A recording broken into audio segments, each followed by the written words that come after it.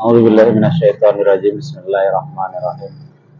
Assalamualaikum warahmatullahi wabarakatuh. Bismillah walhamdulillah wassalatu wassalamu ala Rasulillah sayyidina Muhammad ibn Abdullah wa ala alihi wa mawala. Allahumma shalli wa sallim wa barik ala sayyidina Muhammad wa ala ali sayyidina Muhammad. Radina billahi rabba wa bil islami dina wa bi Muhammadin nabiyya wa rasulah. Wa bil Qur'ani imama wa bil Ka'bati qiblata wa bil mu'minina wal mu'minati ikhwana. Allahumma ighfir lana wa li walidayna wa li abaina wa li ummahatina wa li ajdadina wa li jaddatina wa li asatizatina wa li muallimina wa li masyayikhina wa li ahbabina wa li ikhwanina wa li ikhwanina wa li ikhwatina wa li akhwatina wa li jami'il muslimina wal muslimat wal mu'minina wal mu'minat al ahya'i minhum wal amwat. Allahumma afina fi abdanina wa afina fi asma'ina wa afina fi absarina. Allahumma rizqna rizqan katsira. Allahumma rizqna rizqan katsira. Allahumma rizqna rizqan katsira. Allahumma inna nas'aluka al-huda wa tuqa wal afafa wal ghina. Allahumma inna na'udzubika minal kufri wal faqri wa na'udzubika min adzabil qabri. La ilaha illa anta. Allahumma rizqna fahman nabiyyin wa hifdzal mursalin wa ilhamal malaikatil muqarrabin. Amin. Amin. Alhamdulillah, ketemu lagi kita dalam kajian kita kitab Ibanatul Ahkam. Pada pertemuan kali ini dalam kitab adab atau etika dalam membuang hajat. Lanjutan dari kajian kita yang kemarin. Masih kita di sini melanjutkan kajian yang kemarin. Kita akan mengkaji dari mulai hadis yang ke-7 dan seterusnya. Pada hadis yang ke-7, pada adab membuang hajat atau etika membuang hajat, dari Abu Qatadah radhiyallahu anhu menceritakan hadis berikut, bahwa Rasulullah sallallahu alaihi wasallam pernah bersabda, la yamassanna ahadukum dzakarahu la yamassanna ahadukum dzakarahu biyaminihi wa huwa yabulu wa la yatamassah minal khala'i biyaminihi wa la yatanaffas fil ina'i. Muttafaqun alaih wa lafdzul muslim. Janganlah sekali-sekali seorang di antara kalian memegang kemaluannya dengan tangan kanannya ketika sedang buang air kecil, dan janganlah menggunakan tangan kanan untuk membersihkan kotorannya atau cebok, serta jangan pula bernapas di dalam wadah. Hadis muttafaqun alaih, sepakat Imam Bukhari dan Imam Muslim. Hadis ini sahih. Makna hadis dari hadis yang telah kita bacakan tadi, bahwa Rasulullah SAW memberikan penyuluhan kepada para sahabat, mengajarkan tentang sebagian dari etika agama. Beliau melarang mereka memegang kemaluan dengan tangan kanan dan memakai tangan kanan dalam bercebok. Karena tangan kanan adalah tangan yang terhormat, maka ia harus dihindarkan dari tempat-tempat najis. Tangan kanan hanya dipakai untuk perbuatan yang terhormat, seperti makan, minum, serta yang lain-lainnya. Rasulullah SAW melarang pula bernapas di dalam wadah, sebab perbuatan ini adalah perbuatan hewan, dan dikhawatirkan air menjadi tercemar oleh bau yang keluar dari perut melalui mulut. Sedangkan air merupakan benda cair yang transparan warnanya, mengikuti warna wadahnya. Maka ia tidak mau meminumnya dengan menganggapnya jijik. Hadis ini ada garis besar yang menerangkan tentang sebagian etika yang dianjurkan oleh agama. Fikih hadis. 1. Etika dalam membersihkan diri sehabis buang air dan etika ketika minum. 2. Memelihara kebersihan. 3. Tentang keutamaan tangan kanan dan menghindarkannya dari memegang sesuatu yang mengandung najis. Barangkali sewaktu-waktu ia akan teringat kepada najis yang pernah diusapnya ketika ia mengambil makanan dengan tangan kanannya. hingga membuatnya akan merasa jijik dengan tangan kanannya. 4. Ketika sedang minum, dianjurkan bernafas banyak 3 kali di luar wadah. Seandainya ia minum dengan sekali nafas atau sekali teguk, ia terserang penyakit pada hati, seperti yang telah dijelaskan dalam hadis lainnya, yaitu al-kubadu minal abdi. Penyakit ulu hati itu disebabkan banyak meneguk minum sekali teguk. Jadi penyakit hati bisa disebabkan dengan banyaknya minum sekali teguk. Selamat bergabung, ahlan wassalam, selamat datang, marhaban. Syukran katsiran fi hudurikum yang telah hadir di room kami. Kembali kami terangkan bahwa kami di sini. Terima kasih kepada yang sudah tetap bayar, Bapak Barabere 2161. Lalu kami terangkan di sini, kembali kajian kita ini, kajian saat ini outdoor atau di luar ruangan. Saat ini saya berada di tempat saya jualan nasi kepal dan pempek yang berada di perumahan Binong Permai, Kelurahan Binong, Kecamatan Curug, Kabupaten Tangerang. Jadi mohon maaf, sambil nunggu dagangan, saya coba live dan melanjutkan kajian-kajian agama kita, yang mana kajian kali ini adalah kaji kitab Ibanatul Ahkam, yang merupakan penjelasan hadis-hadis dari kitab Bulughul Maram, yang merupakan fikih hadis. Jadi hadis yang telah kita baca tadi bahwa Rasulullah melarang untuk kita cebok, memegang kemaluan dengan tangan kanan, karena utamanya tangan kanan adalah dikhususkan kebanyakan untuk tempat-tempat terhormat, ya. Jadi nggak boleh cebok dengan tangan kanan, nggak boleh mencuci kemaluan dengan tangan kanan, harusnya tangan kiri. Dan juga kita menjelaskan bagaimana tidak boleh kita bernapas di dalam wadah atau di dalam tempat air kita minum. Dan juga yang ketiga, minum jangan seperti minum banyak dengan sekali teguk, seperti kayaknya seperti minum onta, sekali minum dia banyak langsung, berapa galon dia minum langsung. Kita lanjutkan pada hadis yang ke-8 dari sahabat yang mulia Salman Al-Farisi radhiyallahu anhu menceritakan hadis berikut.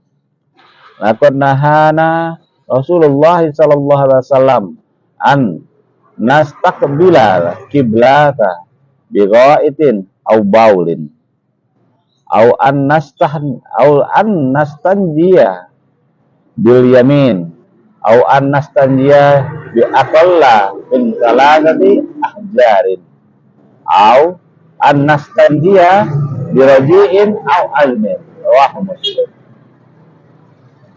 Rasulullah SAW telah melarang kami buang air besar atau buang air kecil dengan menghadap ke arah kiblat, atau membersihkan diri, istinja atau cebok dengan menggunakan tangan kanan, atau beristinja dengan batu yang kurang dari 3 buah, atau beristinja dengan kotoran ternak yang telah kering atau dengan tulang.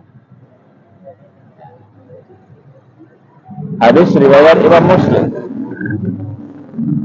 Menurut riwayat yang diketengahkan oleh As-Sab'ah, imam yang 7, oleh Abu Ayyub Al-Ansari, disebutkan seperti berikut.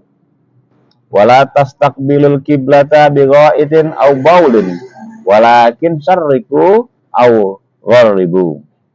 Janganlah kalian menghadap ke arah kiblat ketika buang air besar atau buang air kecil, melainkan menghadap ke arah timur atau ke arah barat.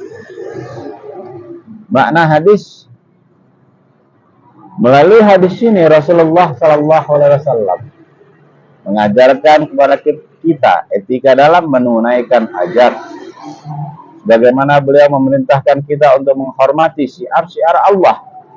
Karena itu seseorang yang menunaikan hajat tidak boleh menghadap ke arah kiblat dan tidak boleh pula membelakanginya. Beliau melarang kita membersihkan hadas atau cebok dengan tangan kanan untuk memelihara kehormatannya. karena tangan kanan hanya dipakai untuk hal yang terhormat saja. Dan jangan pula beristinja dengan batu yang kurang dari 3 buah, atau juga dengan kotoran hewan. Sebab kotoran hewan sendiri sudah najis, mana mungkin ia dapat membersihkan yang lainnya. Beliau melarang kita beristinja dengan tulang, karena tulang adalah makanan jin. Serta dilarang pula dengan segala sesuatu yang terhormat menurut syariat. Semoga Allah melimpahkan salawat dan salamnya kepada pendidik yang agung ini, yaitu Rasulullah SAW. Berbahagialah orang yang mengikuti etika dan petunjuk beliau.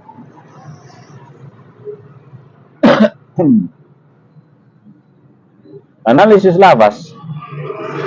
Walafaz nastaqbilal kiblah, yaitu menghadapkan malam kita ke arah kiblat ketika kita buang air besar atau air kecil. Walafaz nastanji, yaitu membersihkan najis, yaitu air seni atau kotoran dengan air dan batu. Singkatnya ialah cebok. Pada lafaz bighaitin, al-ghaid menurut pengertian istilah ialah setiap tempat yang rendah, kemudian dipakai untuk pengertian kotoran yang keluar dari dubur. Nah, selamat bergabung kami mengucapkan yang telah bergabung di room kami. Mari kita lanjutkan analisis lafaz dari lafaz hadis yang telah kita bacakan tadi. Pada lafaz rojiin, ar-roji artinya kotoran hewan dan kotoran kambing. Namakan roji karena kembali kepada bentuk semula sesudah dikonsumsi. Pada lafaz au azmun, kata au bukan untuk pengertian ragu, melainkan menunjukkan pengertian salah satu di antara dua hal. Azmun atau tulang adalah makanan makhluk jin. Fikih hadis. Dari hadis yang kita bacakan tadi, pada bagian fikih hadis ini, 1. Dilarang menghadap ke arah kiblat dan juga membelakanginya ketika menunaikan hajat di tempat terbuka. Tetapi jika di dalam bangunan tidak apa-apa. Demikianlah menurut mazhab Imam Maliki dan Imam Syafi'i, berdasarkan penggabungan dari semua hadis yang melarang dan yang memperbolehkan masalah ini. Sedangkan menurut Imam Abu Hanifah atau Imam Hanafi dan juga Imam Ahmad, diharamkan menghadap ke arah kiblat baik tempat terbuka maupun di dalam bangunan. Demikian menurut pendapat yang terpilih dari keduanya karena berdasarkan kepada pengertian umum hadis-hadis yang melarang hal ini. Jadi dalam etika kita, buang air kecil atau buang air besar, di mana arahnya? Maka ada dua pendapat di sini bahwa semua 4 imam mazhab, baik Imam Hanafi, Imam Malik, Imam Syafi'i, dan Imam Ahmad, melarang untuk menghadap ke arah kiblat ketika buang hajat atau buang air di tempat terbuka. Sedangkan di tempat yang tertutup, menurut Imam Malik dan Imam Syafi'i diperbolehkan. Tetapi Imam Hanafi tetap melarang hal tersebut. Ya. Mohon maaf, mungkin suara kami kurang jelas karena kita berada di luar atau di pinggir jalan, mana saat ini dengan suara berisiknya kendaraan, mungkin suara kami tidak bisa diterima dengan baik. Fikih hadis yang kedua, pengertian menghadap ke arah timur dan menghadap ke arah barat dalam hadis ini hanya berlaku hanya bagi orang yang berada di Madinah. Sedangkan bagi kota lainnya menurut letak geografisnya masing-masing. 3. Disyariatkan beristinja dengan batu. Disamakan dengan batu, yaitu semua barang yang mempunyai daya bersih. Jumlah batu yang diperlukan ialah 3 buah, atau batu yang memiliki 3 ujung, menurut pendapat mazhab Syafi'i dan mazhab Hambali. Sedangkan menurut pendapat Imam Malik dan Imam Abu Hanifah disyaratkan benar-benar bersih, sekalipun hanya dengan sebuah batu, dan disunatkan ganjil. Ini melakukannya dengan bilangan ganjil. Jadi kalau dalam beristinja menurut Imam Ahmad dan Imam Syafi'i minimal istinja dengan batu, istinja dengan batu, bersihkan kotoran dengan batu, menurut Imam Ahmad dan Imam Syafi'i minimal 3. Sedangkan menurut Imam Malik dan Imam Abu Hanifah bahwa boleh dengan satu batu dengan syarat bahwa batu tersebut dalam keadaan benar-benar bersih. Yang keempat, dilarang beristinja dengan tangan kanan karena menghormati tangan kanan tersebut. Dan tangan kanan agar jangan sampai menyentuh sesuatu yang najis. Fikih hadis yang kelima, dilarang beristinja dengan tulang, sebab tulang adalah makanan jin. 6. Dilarang beristinja dengan kotoran hewan, karena kotoran hewan itu najis hukumnya. Tidak boleh beristinja dengan tulang dengan kotoran hewan, karena tulang adalah makanan jin. Sedangkan kotoran hewan walaupun kering tetaplah dia mengandung najis. Kita tidak bisa membersihkan sesuatu yang najis dengan yang najis juga. Perawi hadis sahabat yang mulia Salman Al-Farisi, nama julukannya yaitu Abu Abdullah, dikenal pula dengan sebutan Salmanul Khair. Beliau ini merupakan pelayan atau bekas budak Rasulullah SAW yang berasal dari negeri Persia. Ia mengadakan perjalanan untuk menuntut ilmu agama.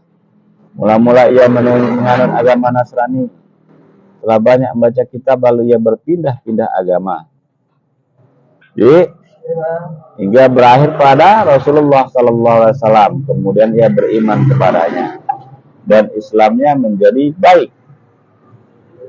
Nabi SAW bersabda mengenai diri Salman radhiyallahu anhu, Salmanu minna ahlil bait, innallaha yuhibbu min ashabi arba'ah, Aliyu, Abu Dzar, Salman, wal Miqdad. Salman termasuk ahli bait kami. Sesungguhnya Allah mencintai 4 orang di antara sahabatku, yaitu Ali, Abu Dzar, Salman, dan Al-Miqdad. Sahabat Rasulullah Salman Al-Farisi yang mulia telah meriwayatkan 250 hadis. Utsman An-Nahdi, Surahbil Ibn Sir, dan selain keduanya telah mengambil riwayat darinya. Abu Ubaidah mengatakan bahwa Salman wafat pada tahun 36 Hijriah dalam usia 60 tahun. Abu Ayyub Al-Ansari, yaitu Khalid ibn Zaid Al-Ansari, yaitu dalam perang Badar dan Aqabah. Ketika Nabi SAW hijrah ke Madinah, dia tinggal di rumah beliau. Hadis yang diriwayatkannya berjumlah 150 buah. Ia wafat dalam peperangan di negeri Romawi pada tahun 52 Hijriah, dan jenazahnya dikebumikan di bawah sebuah benteng di Konstantinopel. Itulah hadis yang ke-8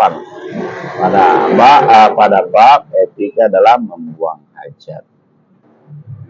Selamat bergabung dengan kami.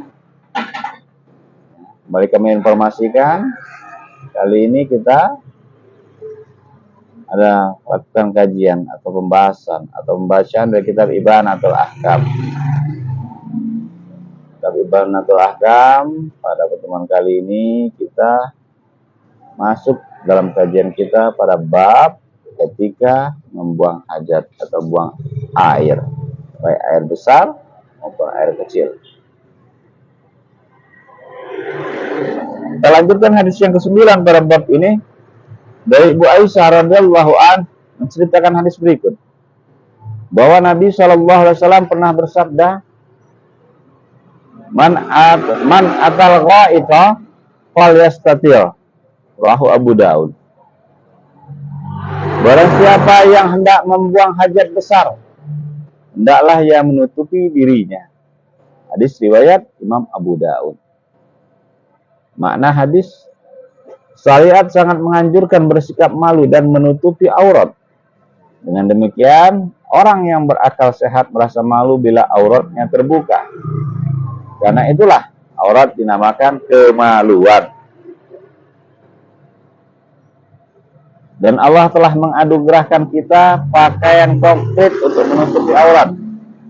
Sebagaimana Dia pun telah menganugerahkan kita pakaian abstrak melalui taufiknya, yaitu takwa. Allah Subhanahu wa taala berfirman, A'udzubillahi minasyaitonirrajim. Ya bani Adam, qad anzalna 'alaikum libasan yuwari sawatikum warisha. Wa libasut taqwa dzalika khair. Al-ayat. Hai anak Adam, sesungguhnya kami telah memberikan kepadamu pakaian untuk menutupi auratmu dan pakaian indah untuk perhiasan dan pakaian takwa itulah yang paling baik. Surat Al-A'raf ayat 26. Analisis lafaz. Pada lafaz fal yastatir, artinya maka buatlah penutup untuk menghalangi dirinya agar tidak kelihatan oleh orang lain. Fikih hadis, wajib menutupi diri ketika membuang hajat. Hadis yang selanjutnya, hadis ke-10. Dari Ibu Aisyah radhiyallahu anha menceritakan hadis berikut. Annan Nabiyya sallallahu alaihi wasallam kana idza kharaja minal ghaid qala ghufranaka, akhrajal khamsah wa sahahahu Abu Hatim wal Hakim. Nabi sallallahu alaihi wasallam apabila keluar dari kamar kecil selalu mengucapkan doa, aku memohon ampunanmu. Tahu lafaznya? Ghufranaka. Hadis riwayat Imam yang 5 dan dinilai sahih oleh Abu Hatim dan Imam Hatim. Makna hadis, permohonan ampun Rasulullah SAW beliau ucapkan karena beliau tidak mengingat Allah atau berzikir ketika sedang menunaikan hajatnya. Menurut suatu pendapat, ungkapan tersebut merupakan tobat karena melakukan sedikit kesembronoan dalam mensyukuri nikmat Allah yang telah melimpahkan nikmat kepadanya. Allah telah memberi makan, kemudian makan itu dicerna dalam perutnya dan diberikan jalan keluar bagi ampasnya. Sedangkan yang bermanfaat tetap berada di dalam tubuhnya. Beliau sallallahu alaihi wasallam melihat bahwa syukurnya masih di bawah nilai nikmat tersebut. Untuk itu beliau segera mengucapkan istighfar, pelajaran buat umatnya. Karena sesungguhnya kalbu beliau sallallahu alaihi wasallam tidak pernah melupakan pengawasan Allah Subhanahu wa taala baik ketika beliau sedang menunaikan hajat maupun di luar. Analisis lafaz. Lafaz ghufranaka. Itu masdar, menurut pengertian bahasa artinya penutup. Maka ini maksud ialah ampunan dari segala dosa agar dihapus dan dilenyapkan. Lafaz ini berkedudukan sebagai maf'ul dari fi'il yang dibuang. Bentuk lengkapnya adalah aku memohon ampunanmu.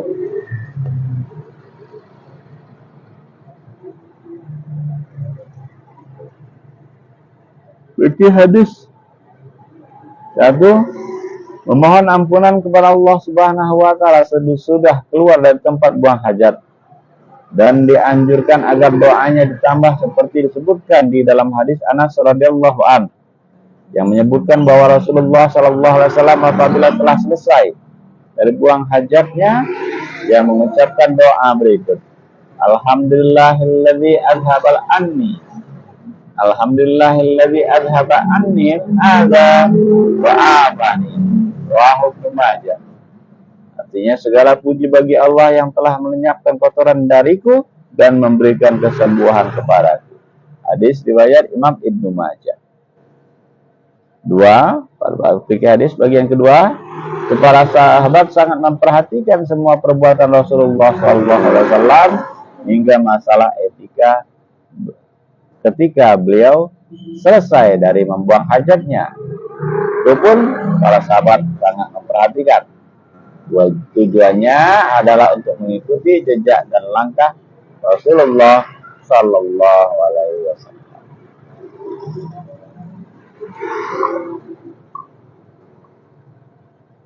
Terima kasih. Kami mengucapkan selamat bergabung di room kami. Dengan kami kajian live kali ini kami informasikan kita mengkaji kitab Ibanatul Ahkam yang merupakan penjelasan dari kitab Bulughul Maram. Dan kitab Ibanatul Ahkam pun artinya penjelasan hukum-hukum syariat. Kita lanjutkan hadis yang ke-11. Dari Ibnu Mas'ud radhiyallahu anhu menceritakan hadis berikut. Atan Nabi sallallahu alaihi wasallam wa idza fa'amarani an atiyahu bi salasati ahjarin fa wajadtu hajaraini walam ajid salisan fa ataituhu bi rawsatin fa akhadhahuma wa alqar rawsata wa qala innaha riksun akhrajahu Bukhari. Nabi Shallallahu Alaihi Wasallam mendatangi tempat untuk buang hajat. Lalu beliau memerintahkan kepadaku untuk mendatangkan 3 buah batu. Tapi aku hanya menemukan 2 buah batu. Dengan batu yang ketiga tidak aku dapatkan. Terpaksa aku mengungut kotoran yang telah kering. Lalu Nabi Shallallahu Alaihi Wasallam mengambil kedua batu itu dan melemparkan kotoran kering seraya berkata, sesungguhnya kotoran itu najis. Hadis riwayat Imam Bukhari. Dalam riwayat Ahmad dan Daruqutni ditambahkan, "I'tini bi ghairiha." Datangkanlah yang lain buatku. Lain dari kotoran tadi. Abu Hurairah radhiyallahu anhu menceritakan hadis berikut. Anna Rasulullah sallallahu alaihi wasallam naha ayyustanja bi almin aw rawthin wa qala innahuma la yutahhirani rawahu Daruqutni wa sahahahu. Rasulullah sallallahu alaihi wasallam telah melarang beristinja dengan tulang atau kotoran dan beliau bersabda, sesungguhnya keduanya tidak dapat menyucikan. Hadis riwayat Imam Daruqutni dan beliau menilainya sebagai hadis sahih. Mana hadis? Agama Islam selalu memperhatikan masalah kedisiplinan dan kebersihan serta mempersiapkan kehidupan yang suci dan baik bagi seorang muslim. Karena itu beliau memerintahkan istinja dan istijmar, bersuci dengan memakai batu, serta menjauhi hal-hal yang kotor. Islam menganjurkan kepada kebersihan. Untuk itu ia menjadikan istijmar dengan memakai 3 buah batu yang mempunyai daya pembersih. Mengenai sesuatu yang berpermukaan licin dan tidak akan dapat membersihkan najis, melainkan justru menyebarkannya, seperti tulang atau memakai barang yang najis dari pembawaannya, maka barang-barang tersebut tidak boleh dijadikan sebagai sarana untuk istijmar.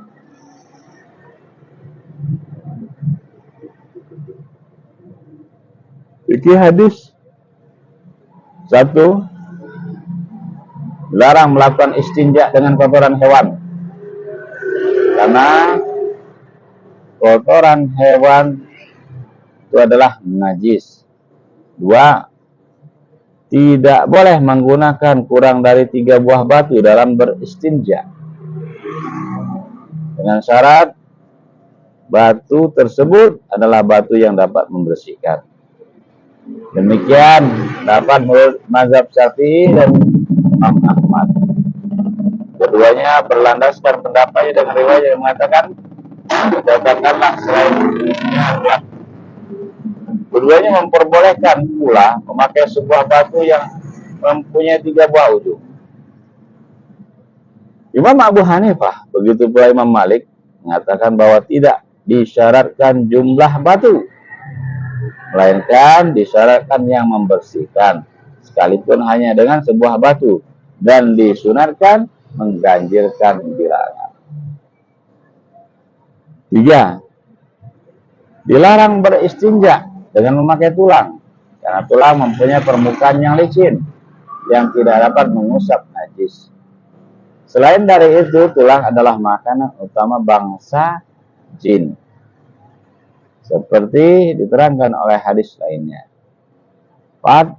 Dianjurkan mempersiapkan sarana untuk bersuci, baik berupa batu ataupun air, sebelum menunaikan hajat.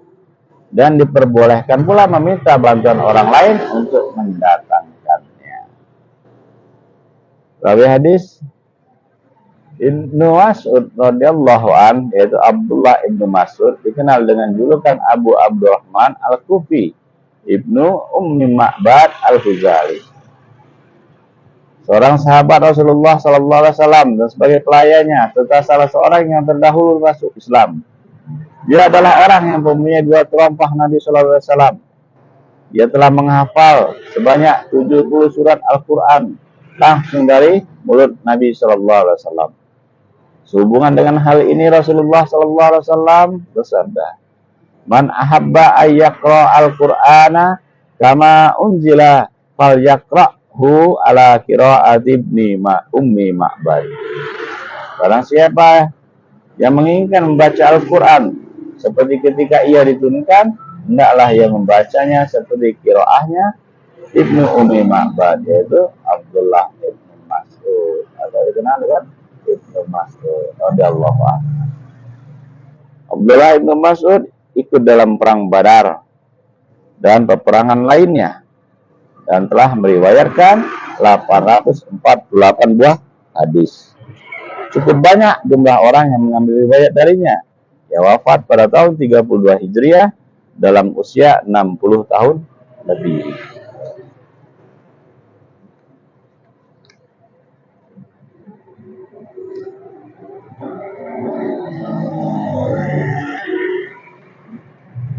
Jika ada pertanyaan, silahkan tinggalkan di kolom komentar.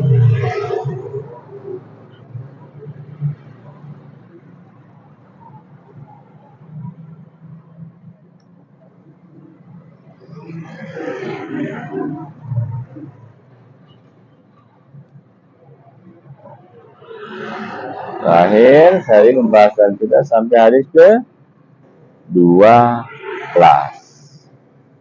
Ya. Itu Allah nanti kita lanjutkan lagi pada pembahasan hadis-hadis yang selanjutnya. Masih dalam bab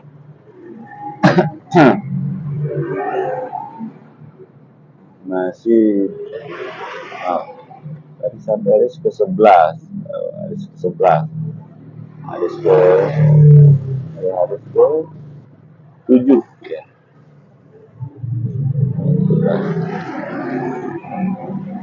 Itu kita akhiri kajian kita pada kali ini.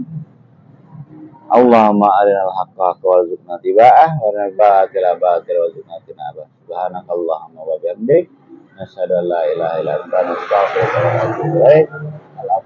Assalamualaikum warahmatullahi wabarakatuh. Allahumma shalli